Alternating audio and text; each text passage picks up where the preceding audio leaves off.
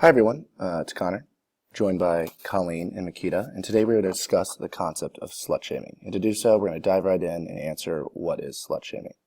Now the first thing we did was Google it, and the Google-generated definition tells us that slut shaming is the act of criticizing a woman for her real or presumed sexual activity, or for behaving in ways that someone thinks are associated with her real or presumed sexual activity. Now even if you don't believe you've slut-shamed someone, chances are you have. It can often be subconscious as it is embedded so deep within our culture we don't even realize it.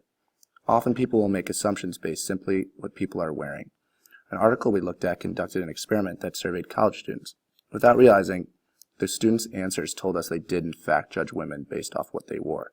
Now you see these examples occur everywhere, specifically on campuses similar to Denison. Whether it's the shorts that are too short, or the low-cut top, or the formal dress that's too tight. Any piece of clothing that would be considered too revealing, the immediate thought is that this girl is a slut. She may have never had sex, making her the opposite of what the culture term slut insinuates, but she still is believed and assumed to act a certain way based solely off the type of clothing she chooses to wear. Another major example of slut shaming occurs on social media, as it provides a perfect forum for slut shaming to thrive. Girls that choose to share or post bikini pictures are often automatically scrutinized and labeled a slut.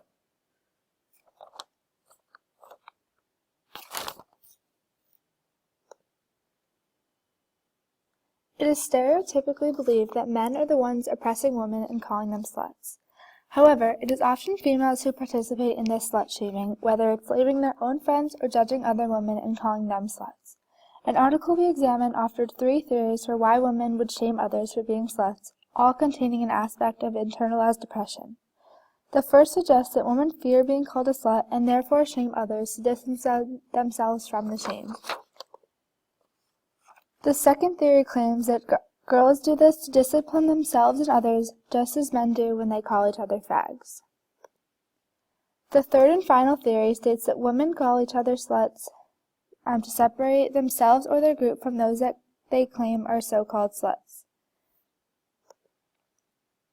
An example on Denison's campus would be sorority members calling members of other sorority sluts to disassociate themselves from one another, creating a clear distinction between the sororities.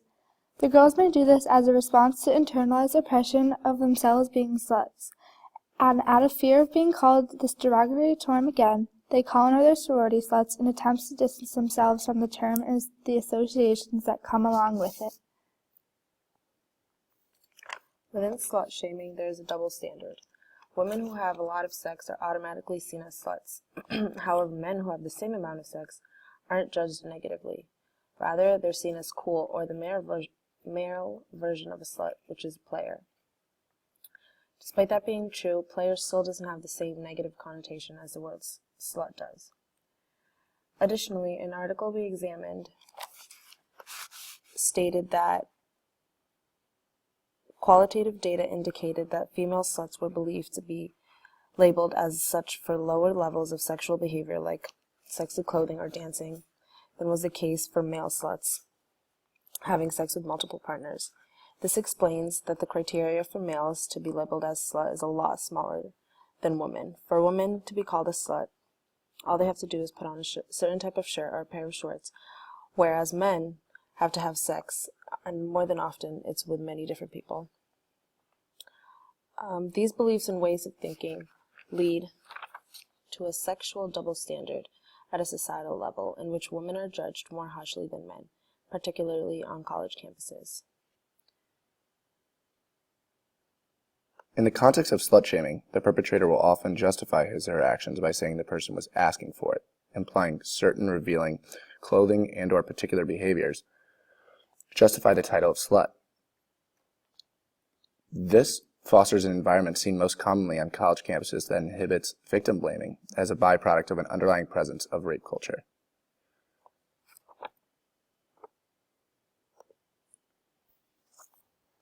In January 2011, a Toronto police officer named Constable Michael Sanguinetti gave a safety information session to students at York University. He told the students, "I've been told I'm not supposed to say this, however, women should avoid dressing as sluts in order to not be victimized." Immediately, people all over were reacting in outrage. Two women named Sonia Barnett and Heather Jarvis connected through Facebook and turned their anger into the idea of the Slut Walk. Barnett, Jarvis, and 3 other women began planning the walk using Facebook and other social media to spread the word. As read in the article Micro-Cohorts, Feminist Discourse, and the Burdens of the Toronto Slut Walks, the women explained the purpose of these walks by stating, "We are tired of being oppressed by slut-shaming, of being judged by our sexuality and feeling unsafe as a result. Being in charge of our sexual lives should not mean that we are opening ourselves to an expectation of violence, regardless if we participate in sex for pleasure or work. No one should equate enjoying sex with attracting sexual assault." 6 weeks later, the women had successfully planned the event with little time, money, and support. On April 3, 2011, the first Slut Walk was born and held in Toronto. It was clearly expressed that all people were invited and welcomed, with the intent of excluding no one. As Joe Reger points out, an estimated crowd of 3,000 to 4,000 marching, and more than 50 organizations and businesses were represented. People who came wore as little or as much clothing as they pleased, some just there to attend and support, and others bearing little clothing covered in political writing and holding posters with catchy sayings. The Slut Walk's aim is to take back the word slut by wearing whatever they want and by using the word. For third-wave feminists, the walk emphasizes their new focus on change, which is men. Determined to take control of themselves and of their lives, these women see men as the ones who need to do the changing. This connects back to rape culture, where people are starting to say it's not the women that need to be taught how not to get raped, but rather it's men that need to be taught how not to rape. An article describing the Slut Walks held in Toronto states, by focusing on reclaiming and owning their sexuality, critiquing the practices of sexual profiling, a term similar to racial profiling in which appearance is used to predict behavior, and slut shaming. Slut Walk Toronto attracted considerable media attention, which quickly spread from the local campus newspaper to global coverage, including extensive coverage on the internet. Now slut walks have become very popular around the world, which is a great way to promote awareness on this topic on an international basis.